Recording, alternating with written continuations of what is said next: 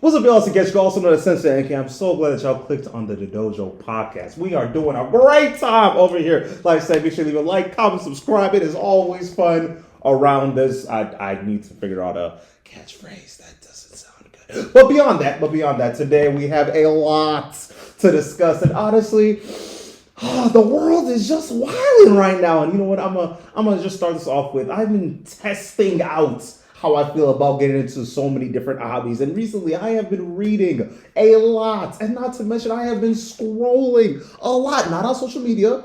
We're trying to kick that 2026. I'm already starting my New Year's resolution. But that's not the point right now.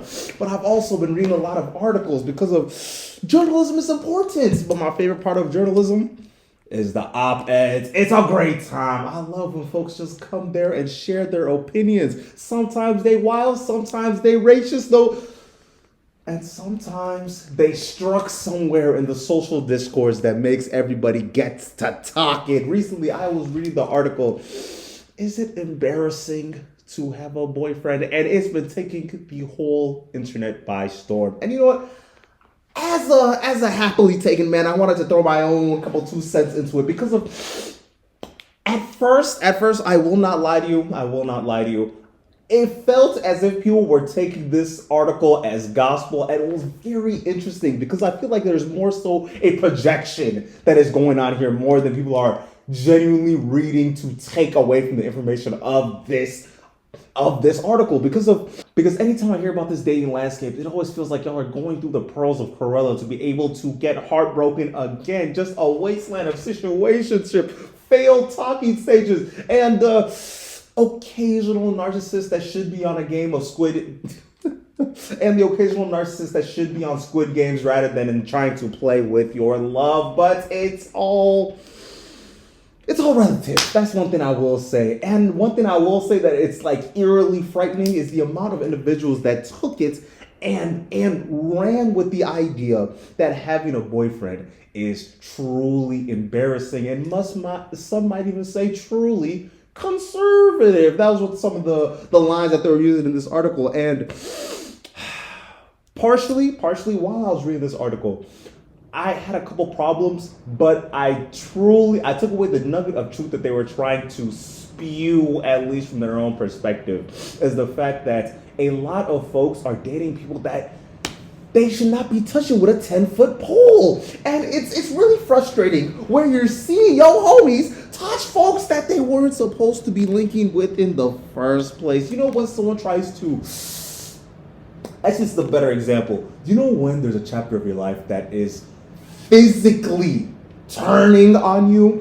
There's a part of life where you learn, there's part of life where you're taken in, and there's this part of life where once you get to a certain page, you must move on from folks. People are taking folks that should have been guest appearances in season 3 all the way to season finale. And I think that there's just a collective of individuals that are like, damn, I really lost my homegirl to someone that should have not been a recurring cast member. It's as if Phoebe was linking Charlie Sheen's character all the way to the end. That's kind of the vibes that folks are getting because of one thing I will say, and I totally agree with, if you do not intercept that season 3 arc, they tend to be lost forever. That's why I personally believe in if you see the red flags in their significant other and you can't really get your folks to see it, sometimes you have to really spell it out, really sprinkle in some red flags. You might have to really draw it out of them because of when the peen is great, you will not know, and when that poom is pooming in,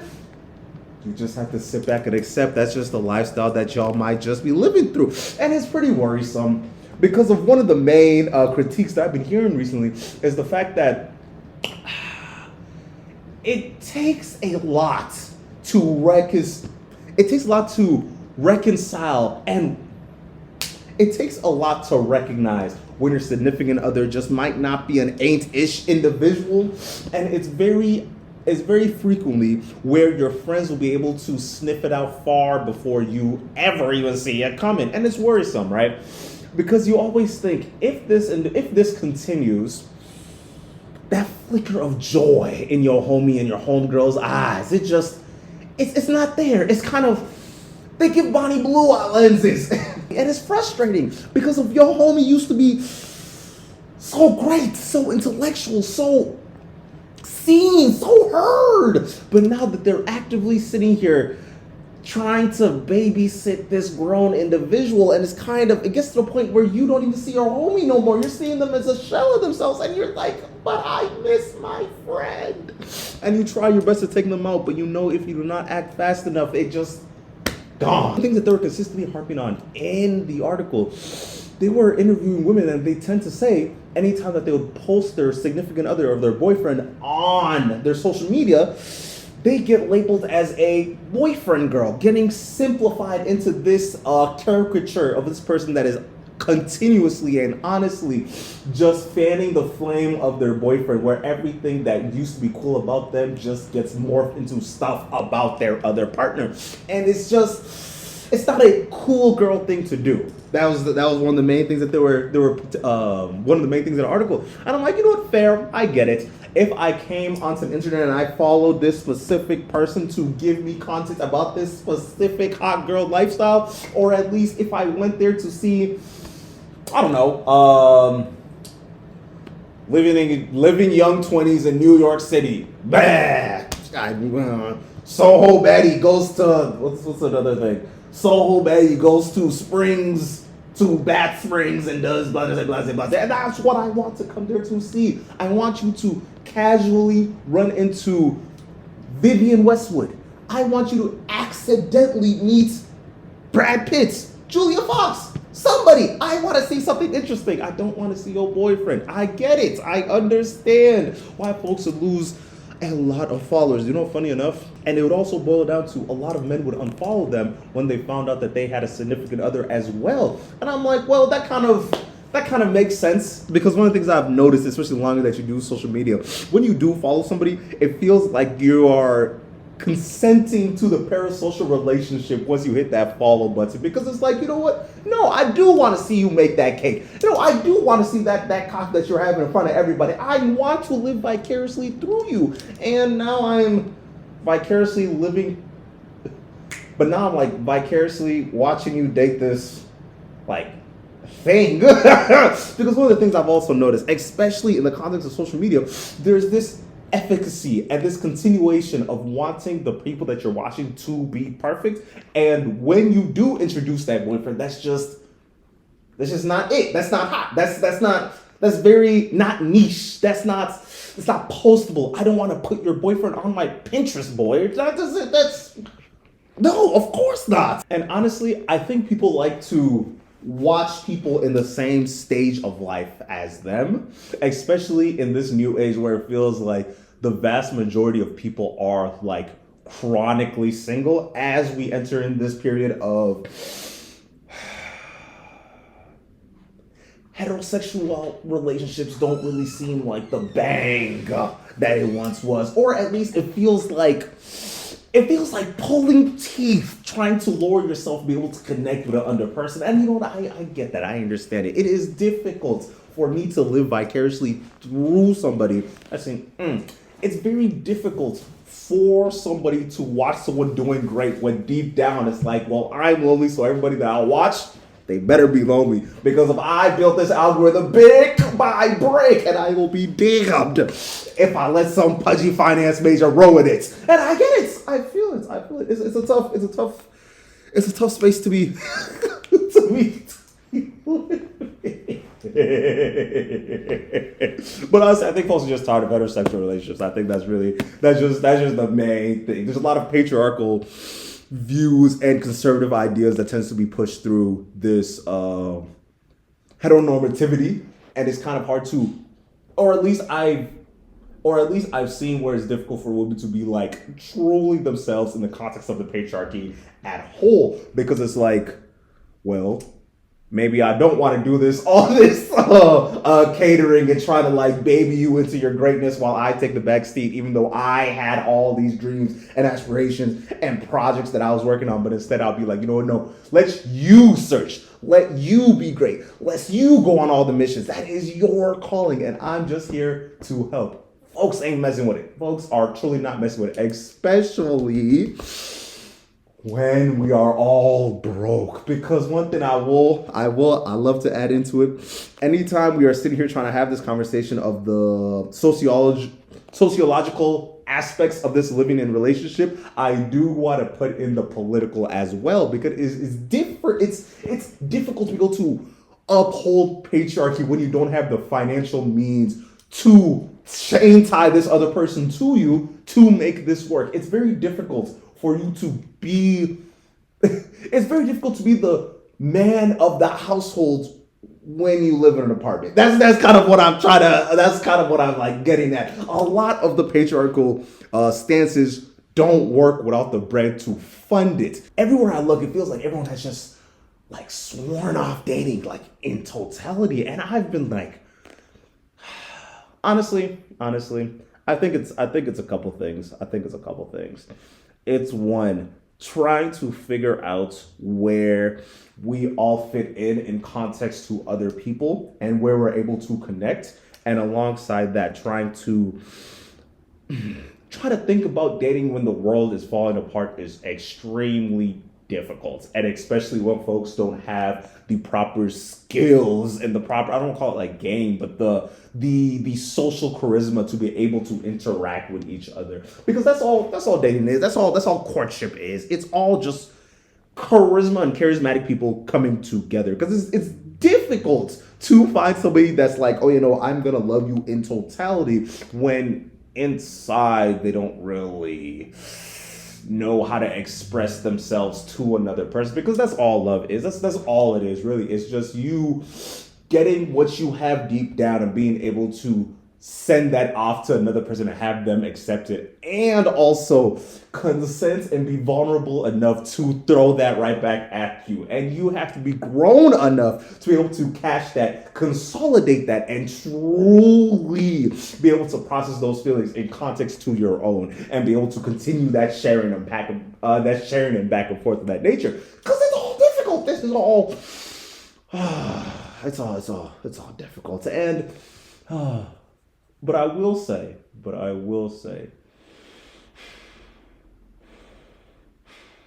some of y'all are dating losers. Some of y'all are dating slow, some bad. I will say some of y'all are dating some losers. I cannot lie. It feels kind of tough, because it kind of feels like there's too many Mirandas in this world. And if y'all don't know who Miranda is, so Miranda is a fictional character on the show Sex and the City, one of the group, I don't want to say greatest sitcoms. It's a very specific one. It's one of the better dating sitcoms you're going to be able to find. And the way that they're able to parse and describe what it's like to date with the freedom of an adult and go into adulthood, they do a very good job of that. That's one thing I'll say. And one of the characters is Miranda. She was a high-paying lawyer. Yeah, high-paid lawyer, made firm, was the best of her class, one of the goatiest goats. Like she loves to wear the big pants everywhere that she goes, and she actively shows it. And some folks might say she's a little harsh. Some people think that she's a little just objectively rude. But I will say she was able to stand up for herself in a way that was not common for a lot of 90s sitcoms. And the role that she was playing was the straight man, kind of in the sense where her whole role was, while everybody else was talking about boys and just like, oh my God, but Mr. Big, oh my God, I want to get married, oh my God, dick, just a lot of dick. You had Miranda's like, but like, career. Y'all think a group of men sit together and have these type of conversations? Fuck no, they don't give a fuck about that. They have other things to worry about. They have things that they're actively searching and grinding and trying to hope for in the grand scheme of things, instead of obsessively trying to find love. And you know what?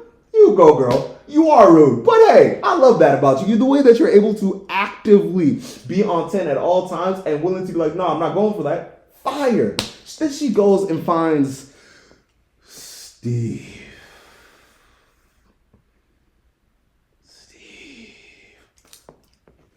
she meets Steve, bartender at a dive bar.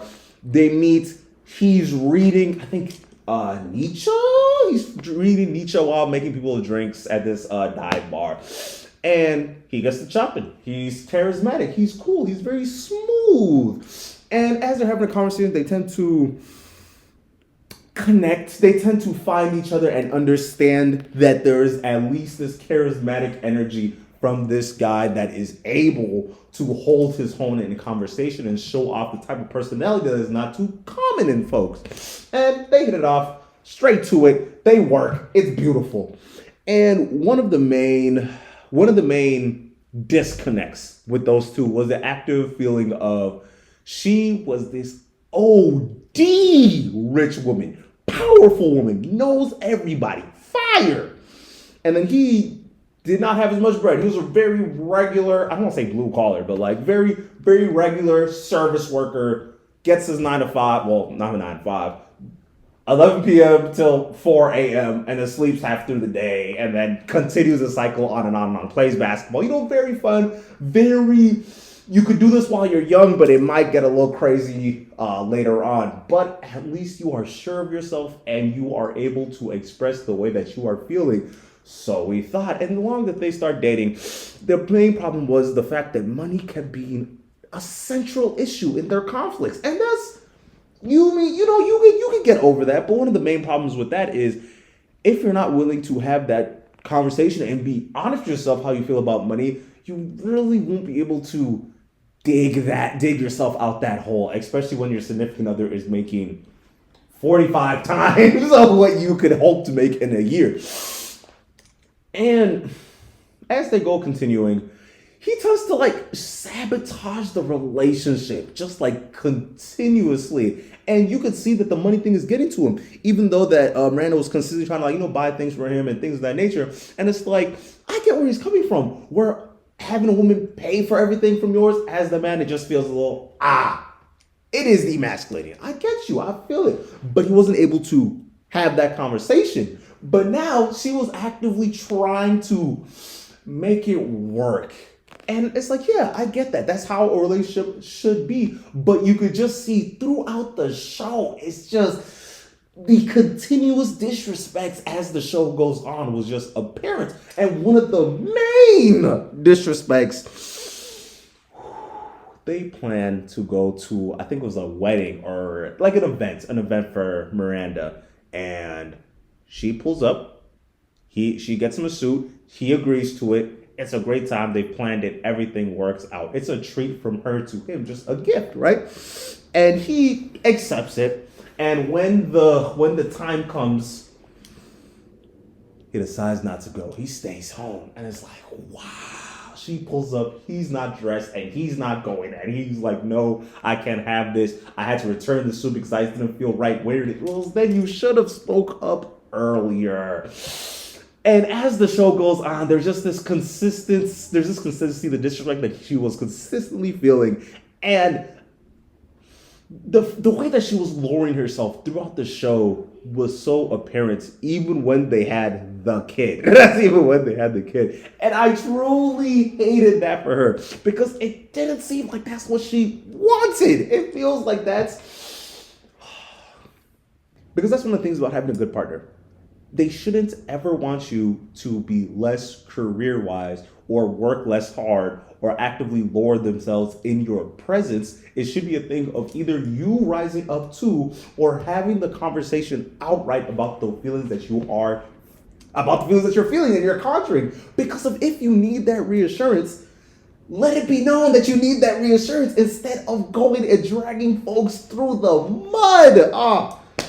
But such a good show. Honestly, it felt like a lot of stuff was done for the plot, but beyond the point. As some of y'all know, we have been out of SNAP benefits for about a month going on since the government shut down due to the federal government not wanting to cut the check that they were supposed to write to other states when it came to these SNAP benefits. It got so bad that states had to start suing the federal government. And guess what happened?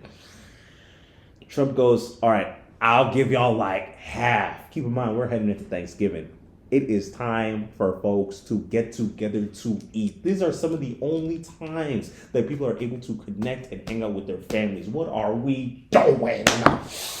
And the worst part is that's like top 7 crazy things that's been going on so far this presidency, and it's ridiculous. It's ridiculous, especially with the government shutdown, where folks are not able to fly to go meet their family members. It's getting to the point where people are not getting paid to go to work. People are out here watching as time goes on, and their checks are not coming through. But I want to stick on the conversation of SNAP because the main thing I want to talk about is the idea of who deserves to be helped and who is worthy of the said help, right? Because that seems like what the conversation is going on with. Because of recently, there has been a lot, and I mean a lot, of AI slop when it came to. There's been so much AI slop of Black women begging for EBT and SNAP and needing it for it to come on so they can feed their 13 kids. As you see their 13 kids running around in the background. First of all, why are you going out your way to create racist propaganda? And it's not even good. Some of the kids got 2 heads. Why are we pretending like this is a good use of content? And I'm watching. An article comes out. As you know, it wasn't an article. This guy goes and breaks it down. This video, and his main thing is trying to spot AI so other people are not tricked. Because if we are getting to the point where artificial intelligence is getting so good that real looks fake and fake looks real. You know what? I will tell you this. I have been tricked a couple times when it came to these short videos. That's a whole other conversation. It is frustrating watching folks use this type of content it's frustrating to see people use this as a way to make content only to divide people, where they're able to use straight hates as a way to fuel their content and their algorithm and to make money off said hate. And the crazy part is, even though folks know that it's fake, right? They're still going out their way to be like, but it's rooted in somewhere. Like this is real. This is somebody. Yeah, this is a caricature of somebody that actually exists. And it's like, first of all, why are you so obsessed with trying to find poor people, right? And not even so much to find poor people. Why are you so obsessed with trying to find these people that do not exist to be able to fit the derogatory mindset that you're giving onto these people that actually do exist? Like, is that not crazy? You use this AI to be able to remove the dignity of others, to be able to replace it with the hatred that you are spewing, right? And that's kind of where I'm standing at, right? Because the whole purpose of SNAP, we pay for it, right? Like it comes out of my check. It comes out of your check and I feel like we've lost the plot, where we are sitting here thinking the governmental assistance that we are paying for is insane for us to actually benefit from those systems, right? Because that seems like where this is going. And the messaging from this AI slop seems to be, there are some people that are more prone to be using these benefits and they are misusing said benefits, so we should turn them off. And it's like, it's so crazy when people are so willing to, I don't want these people to eat, so guess what? We're going to turn it off for everybody. Like, does that sound smart? And it's wild, because the amount of individuals that actually use a SNAP benefits is insane. It is a lot of people. And it's not just poor people. It's rich people. It's middle class people. It's poor people. Everybody is using it, right? And your neighbor is probably on SNAP benefits. Your neighbor probably uses EBT, but it's so difficult to be able to contextualize that it's like, no, it's this specific person that is misusing the system. What does that even mean? And people are so obsessed with demonizing this other, and specifically poor people in general, poor brown and black people, where as long as they're enjoying themselves, nah, bro, you can't be poor and have enjoyment. That's an oxymoron. That's ridiculous. Because if I have to live my regular life, why are you smiling and you don't got as much bread as I do? Nah, that's ridiculous. That's what's crazy. It was going viral on TikTok. Folks were like, $27 for cupcakes and you're on EBT, you know what? Turn that shit right the fuck off. Right now, nigga. Turn that shit off. You shouldn't have no desserts if you're on EBT. Whoa. So that's where the line comes where we shouldn't be using governmental assistance from. $27 cupcakes, but we can fund bombs? Like, what are we talking about? We can fund ice, but we can't fund cupcakes. Does that not sound ridiculous? And I don't even want to be this guy. And I don't want to be this guy. It always felt like the same logic folks would use when they would go out their way to not give homeless people money, because they're like, oh, they're just gonna use it for drugs and smoking, like liquor and things of that nature. First of all, if they want to get a little high, let them get a little high. Like, what are we talking? What are we really talking about? Because if we can send billions of dollars across the seas, but we cannot send it here to have affordable health care. I think we're not even talking about universal free healthcare, which we can do. And that's another one of my chain of costs. That's so ridiculous to me. As America, after crunching some numbers and seeing how much money that we're able to send literally everywhere but here, it turns out we can do anything. We legitimately can do anything. And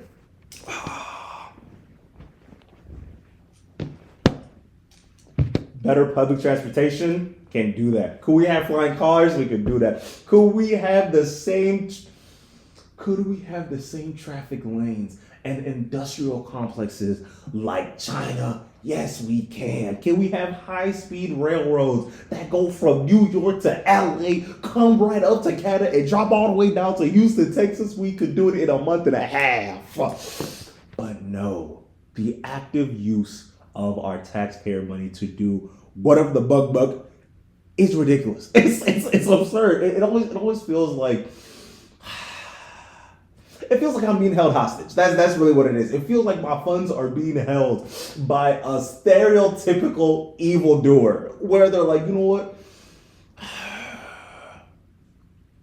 Actually, the United States government feels like the evil Batman, where they could go and help literally everybody in Gotham. They could provide health care for everybody. They could provide free food for everybody. They could give cars to everybody. But it's like, you know what? Nah. Dressed in the bat, boxing hands. That's all we could do. We just gonna fight it with our bare hands. Instead of just removing crime in a socio-economically smart way. Like, I don't know, flood schools and hospitals and things of that nature. Like, nah.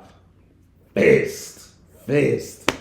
Oh, ridiculous. There's always signifiers to find out what type of religion or what is the founding ideologies of a country based off the way that folks treat each other, right?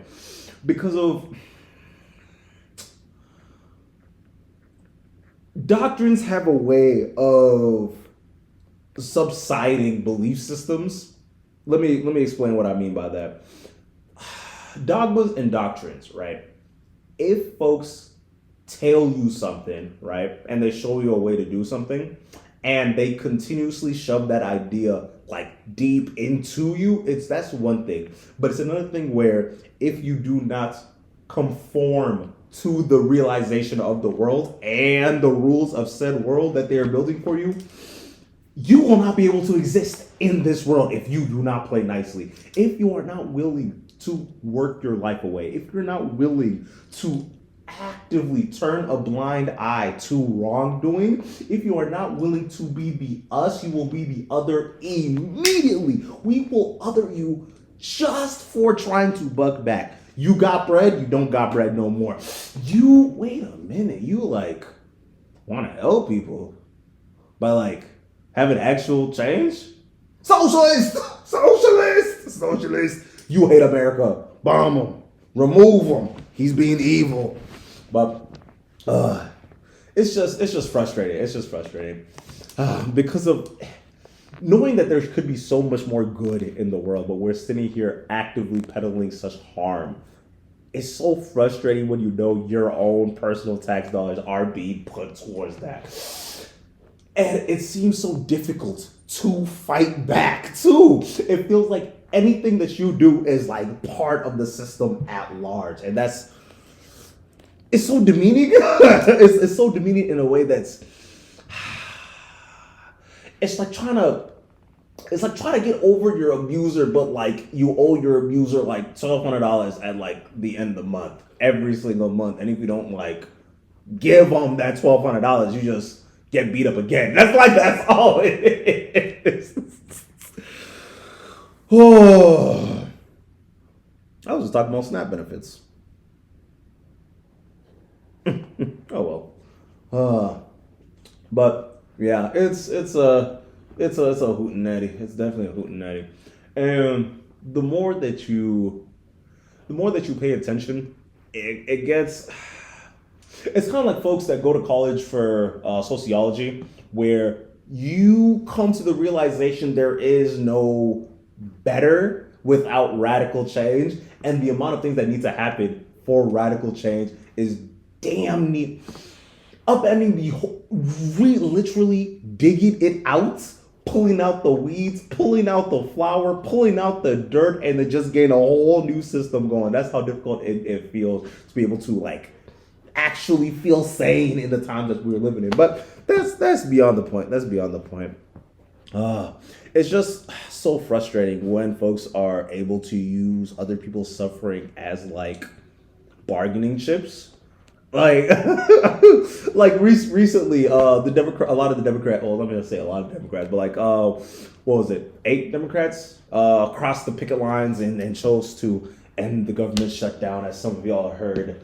And I get it. I get it.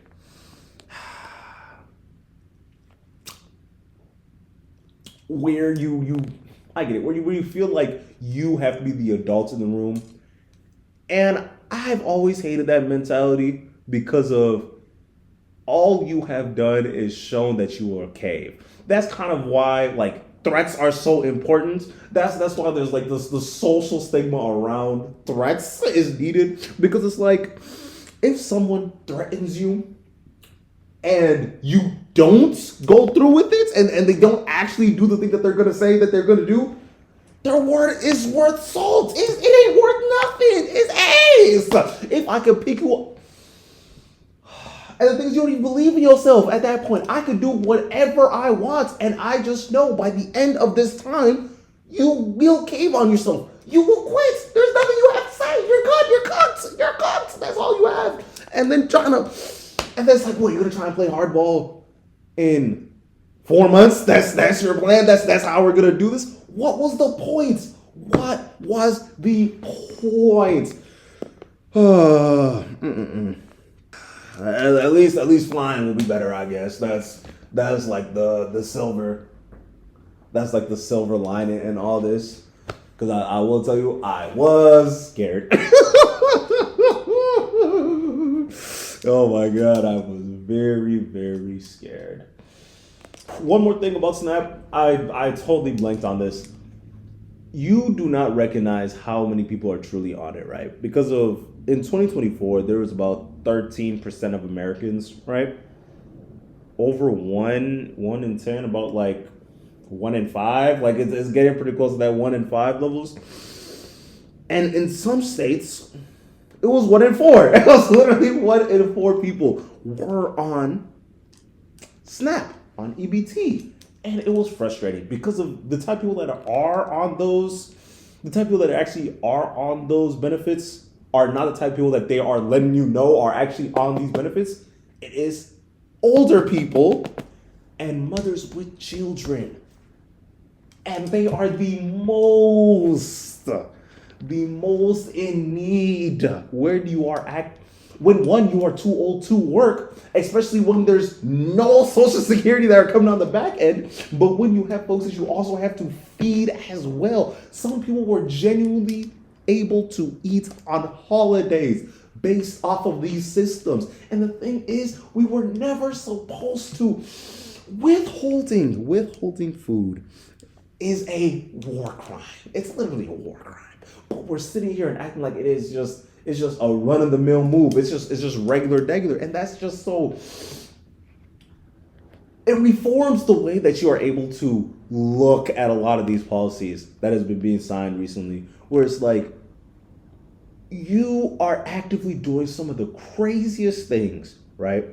It seems as if you are doing anything you want, and you're just expecting everyone to be like, oh well, yeah, he could do that. Yeah, no, I believe him. No, it's just that's cool. What the fuck is we doing? Especially when Snap is literally in our rights, like we literally paid for it at the beginning of the year. We are consistently paying for it. We're able. And honestly, I feel like I'm the idiot. I'm the idiot because I feel like when Elon was coming through the government and doing the whole Doge and trying to make the government as efficient as possible, I am so upset that I didn't get any of the money that they have been destroying recently. All they did was take all the money they saved and handed it to their homies. This is the greatest snatch and grab I've ever seen. The Louvre folks at the Louvre is just, wow, they doing this way better than we thought. My homie texted me that Elon Musk is gonna be the first trillionaire, and I'm like, brother, that don't even make sense, bro. They said, bro, if you just go to work, we will give you $1 trillion, bro. Please. If you just stop going on social media, stop hanging out with Trump, just stick to the Tesla thing, we will give you $1 trillion. That's cheating. That's literally just cheating. But what do I know? What do I know? But on a better note, on a more kinder and on a more calm, and a more breath of fresh air, Manani put belt to ass. He was putting belt to Cuomo like a WWE superstar. Honestly, I ain't seen a whooping like this since I don't even know. It felt so good watching Zoran get that dub. Because all throughout my timeline, I'm seeing the celebrations. I'm being like, we fighting back against the system. We are actually getting stuff done. The billionaires try to put their bread in front of us, and we said, we are people. We all will not be bought. And I'm watching folks like, dang, that could have been us. And you know what? That still could have been us. But y'all didn't want to vote for the smaller man in our own state. If you're in Minnesota, talking to you. If you're in Minneapolis, I'm super talking to you, but that's a whole other conversation. That's not a conversation. That's another conversation. This race, this man, honestly, some of the best cinema I've watched in a long time. You know that goosebumps that you get from a charismatic man? With those boop.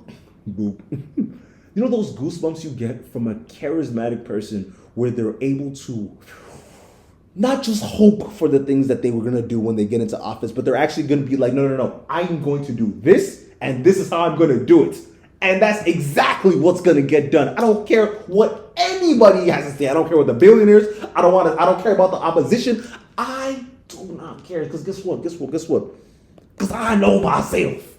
I'm the man of the people. And you know what? And one of the main things is, I would like to say, he was actively going out his way saying, just so y'all know, let me pull these let's.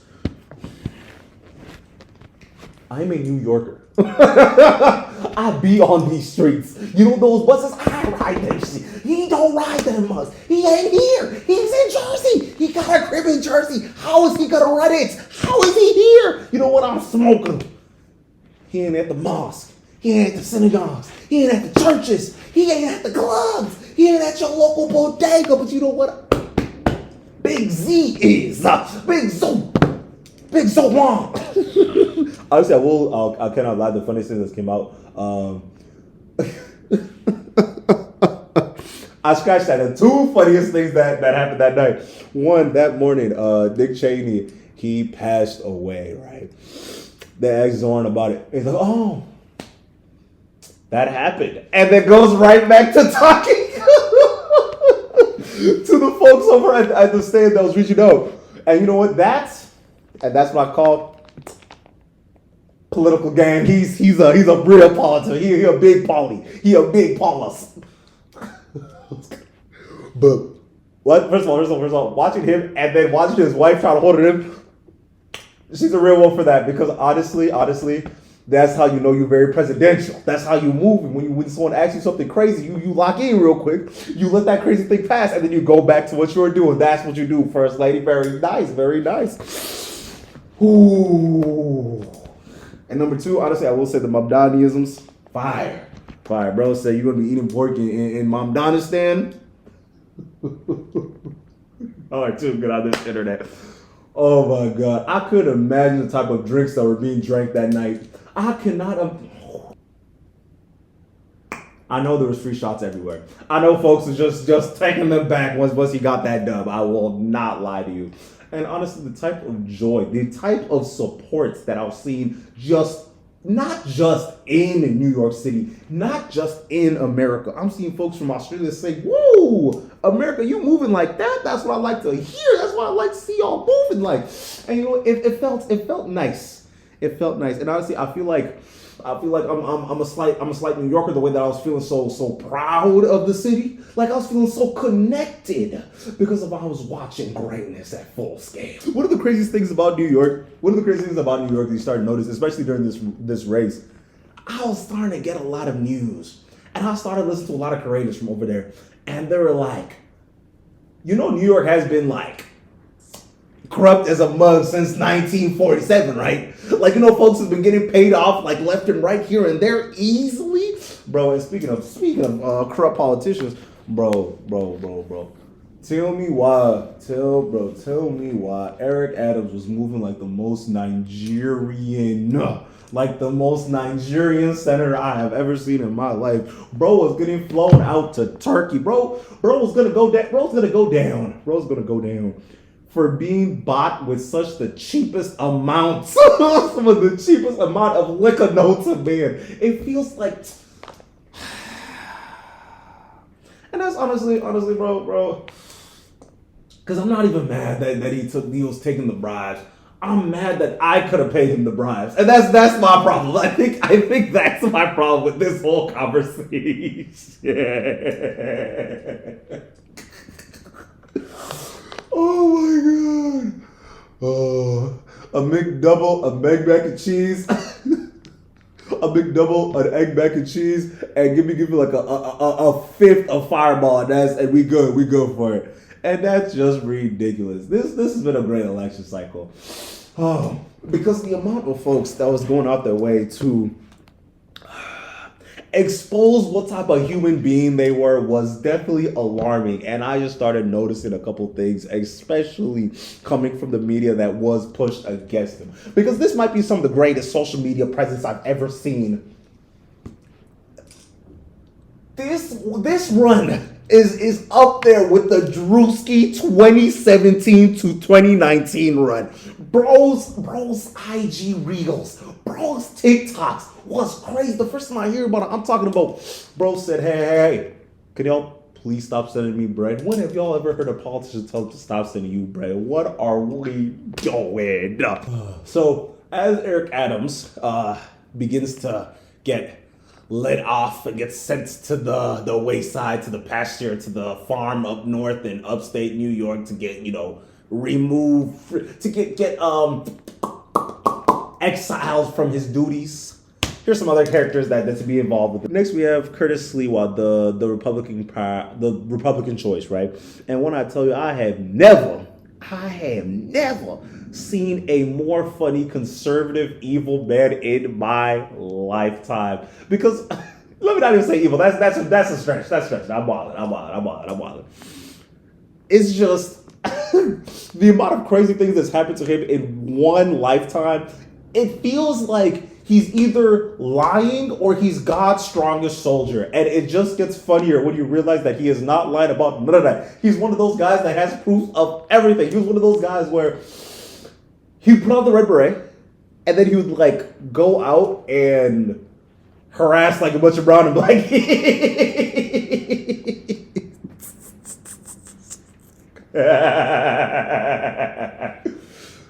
And yeah, some other stuff happened. And it's funny because of he's like a real New Yorker as well. So it's like, you know what, hey, I feel it. Do your thing, do your thing, do your thing. And he seems like a truly funny guy. He feels like he has a story for every aspect of being a New Yorker. Like if we were talking about trying to get a bacon, egg, and cheese, he'll tell you about the time that he got stabbed on Fifth Ave trying to walk over to go save like a homeless person. And then if you're talking about homeless people, he will talk about the time that he got jumped by 47 homeless people. On the downstairs of the train. He'll talk about the fact that he got pushed onto the train tracks by accident because of folks were not paying attention. He'll talk about the fact that he went on a taxi and got stabbed 43 times by 33 immigrants that happened to actually be white folks. But like, it's crazy. It's a crazy dude, right? And honestly, I will say he has some quips. He had some very, very funny quips. And then the Democrat, I think it was the Democrat's choice, Andrew Cuomo. And when I tell you, built to ass. Oh my God, built to ass. So to start this off, earlier in the debate, not even the debate, earlier in this campaign, like literally a year ago, nobody saw Mondani coming at all. Like it was a 2-3% chance that he was gonna win. And everyone's like, oh yeah, no, this Cuomo's a career politician. His daddy was a career politician. He's been in the game forever. He's been, I think he was a mayor already, governor. He was something. He was governor. I think governor. But we have the point. The amount of love and backing and the way that folks were consistently tying their name around the Cuomo bandwagon, it was crazy. Because if you look back, Cuomo was he was the mayor in 2019, like the start of COVID, right? And as COVID was going on, everybody's getting their ass whooped. People were dying left and right. It was ridiculous. But then you look at the actual numbers in New York, very low. New York City was doing great. Everyone was maxed up. It was fire. Everyone was being healthy. And it turned out bro was just lying. It's just like they just misreporting. He was telling folks like, hey, you about to write that? Just go ahead. You just scribble that in. You saw 100? Go ahead, put 50. You saw 50,000? Go ahead and put 523. Let's round down a little bit. And it was bad because folks like were consistently be like, oh well, New York is doing something right. Then New York just keep doing what you're doing, and that led to folks having worse and worse treatments and worse seriousness that's being surrounded around the idea and the presence of COVID in and of itself, and that led to a lot more people passing. It was bad. It was very not just distasteful, but damn near evil, because the demographic that was dying was people in nursing homes, and due to the fact that there was no new provisions or rules or guidelines that's been set up to help protect these elderly people that are actively susceptible to this to the coronavirus. They're like, yeah, COVID-19 wiped out so many people that needed to. There was people's grandparents that died that did not have to. That is crazy. Goes retires in disgrace, right? He's still trying to hold on to it. Then the allegations came around. About 11 or so women came out saying that Cuomo assaulted them. And more numbers came out. See, again, just faking these numbers. It's a bad track. It's a pretty bad track. It turned out it was around 13 to 15. It was... And guess what? He was going out of his way to put so much money, so much bread behind the ideas of, you know what, let's just go ahead and just like silence them. Yeah, let's can you gag her? You know what? Let's do gynecological invasive treatments too. Oh my God, he's a crazy guy. But beyond that, beyond all the legal aspects of it, just know, wild guy, and the hate for him just started brewing to an uncontrollable level. It was bad for everybody to see. And here we have Mamdani, regular guy. The only thing you know about him is He wants New York to be better. He doesn't want the average individual, the average mom and pop, to feel like they need to be millionaires to be able to decide between, I think I'm going to either go grocery shopping or I'm going to send a gift to my grandkids so they'll be able to, I don't know, buy some clothes for college. They shouldn't have to pick between those two. They should have to pick between healthcare or not having healthcare, just period. Just period. And he literally just ran on that and just moved forward with it. And the New Yorkers just loved and leapt at it. Because of it's been a very long time since the last time we've heard of a politician being like, you know, I work for y'all, right? You know, like, I'm getting paid off of you guys. Y'all are my boss. Y'all should be able to actively be living here without having to have stress-induced panic attacks about what money you're going to be able to have for next month. That's just common sense. This is just common sense. And New Yorkers truly were able to get by. And people to just like Mamdani, just more period. Because Cuomo kind of reminds you of that uncle that anytime that your older sister sees him at a family gathering, it's straight fisticuffs because there's no reason why they should be able to feel comfortable showing their face inside her presence. So that's the type of vibe that Cuomo was giving off. And another reason why folks just consistently were gravitating towards a guy like and one of the reasons why folks were just like consistently gravitating to a guy like Mamdani was he never seemed to bring up Trump, which was like really new, really big breath of fresh air. Easily one of the most connective tissues aspects of being able to connect with him. Because it's like, no, I don't care about that guy. I care about our people here. That's just all he was doing. He was actively going out of his way to be like, I don't care about nothing else. I'm only here to fix the lives of my future constituents. And that's a beautiful thing, because of these last few years of politics definitely seem to revolve around, well, at least I'm not that guy. But what guy are you? Who are you? What do you do? You have no plans? You have no ideas? What the fuck are we listening to you for in the first place? And one of the things I started noticing, especially due to the amount of individuals that were consistently going out their way to be like, I can't co-sign you, bro. Like the amount of people in the DNP and the Democratic Party that were just like, I'm sorry, I can't back you. It'll look real bad on my end if I like even say you a good guy, bro. So keep fighting the good fight, but I ain't gonna back you. I'm so sorry. First of all, crazy.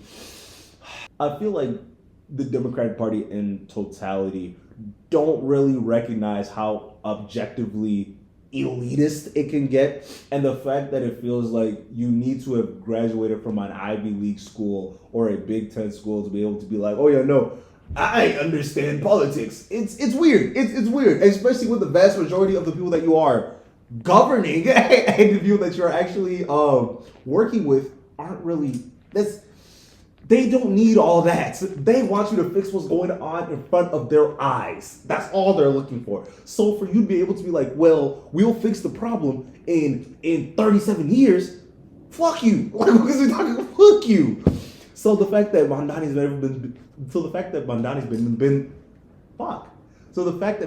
been like, actually, no, this is my plan, has been such a breath of fresh air. And let's just talk about his policies real quick. Some of the main ones that he's been actively talking about, right? So first one, free universal childcare, fast and free buses, city-run grocery stores, and make the corporate tax. Make it all be paid by corporate tax and corporate elites, folks. Because of it's like, hey, if you want to be here, we're going to tax you some more. And guess what? Everyone's like, we'll leave New York. We can't afford it. We'll take our money elsewhere. And keep in mind, they've been saying this for the past, since 2008. There's people been saying they're going to be fleeing New York since 2008, and they still have not left. I've been trying to buy real estate for the past 10 years. Like, I'm trying to get into New York, and y'all just stay here hoarding up space. Leave. If you said you was going to leave, then go. Then go. What about your word? What about your word? But as we continue, I love the fact when he was talking about, okay, we are going to raise the taxes, and that's gonna be terrible. He's going to try and shoot for communism. He's trying to make us pay for everything. We are paying our share. And then he's like, I just want you to pay what folks in New Jersey are paying. I'm sorry. Can you afford New Jersey stuff? Because they've been doing it over there, and they don't look like they're a war torn place. It looks beautiful over there. New Jersey is very nice. I like New Jersey. It's a very, very nice. But beyond the point. So it's like, oh, so we have like a literal example. Well, shit, fuck. Oh wow, that's kind of throws a dart in our kind of throws a dart in their plans a little bit. Little things some of the fire from they smoke. You feel me? But I want to talk about some of the social media aspects and some of the criticism that was being thrown at Mamdani. I found it so crazy because of the only negative, and I'm telling you, the only negative media that I've seen of this man, this whole campaign, has been pure Islamophobia. Just pure racism. Bro. Motherfuckers are talking about go back to your country. Folks talking about he knows a few people in Al Qaeda. People are calling him a jihadist. People say that he would. Cuomo's on a radio show. This honestly, I think once this dropped, I think that's when the whole election was like, oh yeah, no, he's definitely gonna win this. So Cuomo's on a radio show. This dude calls in. He's like, if Cuomo's on a radio show, and this dude calls in, they start joking about if there's another 9/11, Mamdani would cheering and happy and saying, yeah. And Cuomo don't say nothing. He don't fight back about nothing, nada, zero. And I'm sitting here and I'm watching, right? I'm listening to the video, and I'm like, oh, so y'all just like blatantly saying the loud part out. Y'all just saying the quiet part out loud and waiting for everybody to just sit here and just endorse it. You didn't say nothing. You ain't say, whoa, that's fucking crazy. You were like, nah, he definitely, yeah, I mean, I get some. That's all you had to say. That's all you were going for. Fuck out of here. And honestly, I feel like that's some of the most shining moments about all this, because the criticisms were coming from billionaires. They're coming from Trump. He said that if Mamdani wins, I don't do a good Trump impersonation, but beyond the point. If Mamdani wins, I'm going to send in the full force of the National Guard to take hold of all that, to fix it. We have to fix it. And if you're sitting here telling me that billionaires, Trump, and tech oligarchs are all saying that electing this guy is the problem, I don't know what to tell you. But if y'all like this video, make sure y'all like this video. Thank y'all for watching, and we're out.